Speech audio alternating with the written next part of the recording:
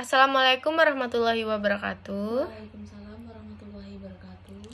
Perkenalkan, saya Putri Nadia Isnaini dengan NIM C1B021193 dari Ruang 3 Manajemen. Nah, baik, di sini saya akan mempresentasikan hasil presentasi saya yang berjudul Konsep Posting Buku Besar, Neraca Saldo, dan Konsep Awal Jurnal Penyesuaian Perusahaan Jasa. Yang pertama itu adalah posting buku besar.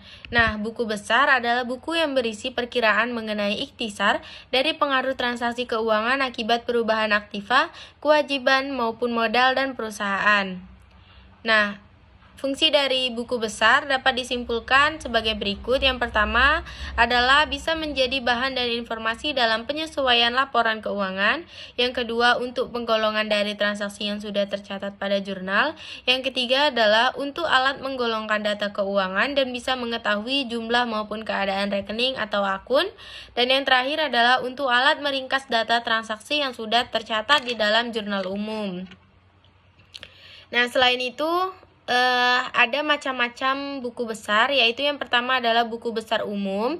Nah, buku besar umum ini adalah buku yang segala perkiraan yang saling berdiri sendiri serta ada pada suatu periode tertentu, layaknya piutang, kas, persediaan utang, dan juga modal.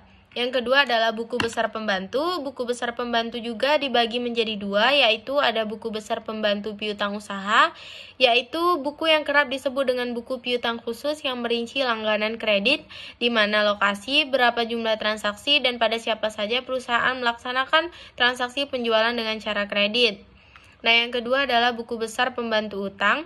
Buku besar pembantu utang ini adalah buku yang juga kerap disebut dengan buku utang, yang mana di dalamnya khusus mencatat tetap tiap pemasok dengan rinci. Nah, yang ketiga adalah buku besar kreditor. Buku besar kreditor adalah jenis buku besar yang satu ini hanya mengumpulkan informasi dari satu jurnal saja, yakni pembelian. Tujuan adanya kreditor ledger atau buku besar kreditor adalah supaya bisa memberi pengetahuan mengenai pada pemasok pada perusahaan berhutang uang serta jumlahnya.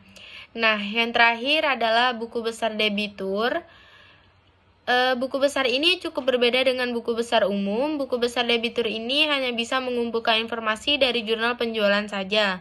Tujuannya supaya bisa memberi pengetahuan mengenai pelanggan yang berhutang dalam bisnis serta jumlahnya berapa. Selanjutnya adalah bentuk-bentuk buku besar. Bentuk buku besar yang pertama yaitu buku besar berbentuk T.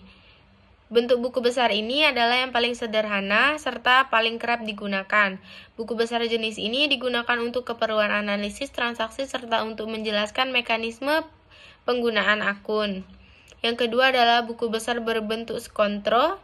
Bentuk selanjutnya adalah skrontro, yang mana buku besar ini berbentuk dua kolom. Buku ini merupakan bentuk T yang sudah lebih lengkap lagi. Yang terakhir adalah buku besar berbentuk stafel. Buku besar ini memiliki bentuk halaman serta mempunyai lajur saldo. Nah, ada dua jenis buku besar stafel yang meliputi buku besar 3 kolom yang mempunyai lajur saldo tunggal serta buku besar dengan 4 kolom yang mempunyai lajur saldo rangkap. Nah, yang selanjutnya adalah bagaimana cara kita memposting jurnal tersebut ke dalam buku besar. Nah, cara memindahkan data dari jurnal umum dalam buku besar yaitu sebagai berikut, yaitu yang pertama adalah Anda terlebih dahulu harus memindahkan tanggal kejadian pada jurnal umum dalam tanggal yang ada pada buku besar. Selanjutnya, pindahkan juga jumlah debit dan jumlah kredit dalam kolom debit dan kredit dalam buku besar. Selanjutnya, masukkan nomor halaman dalam jurnal dan kolom referensi dalam buku besar. Nah, yang terakhir adalah pindahkan penjelasan dan keterangan singkat dalam jurnal umum ke dalam buku besar. Nah, yang tadi itu adalah cara bagaimana kita memposting jurnal ke dalam buku besar. Nah, yang selanjutnya adalah neraca saldo. Kita akan membahas tentang neraca saldo. Neraca saldo dapat diartikan dalam bahasa Inggris dikenal dengan nama trial balance, adalah suatu daftar yang berisi seluruh jenis nama akun beserta saldo total dari setiap akun yang disusun secara sistematis sesuai dengan kode akun yang bersumber dari buku besar perusahaan pada periode tertentu. Nah, adanya neraca saldo ini dapat digunakan sebagai patokan agar tidak melakukan kesalahan saat posting atau pemindah bukuan ke kolom debit dan kredit buku besar.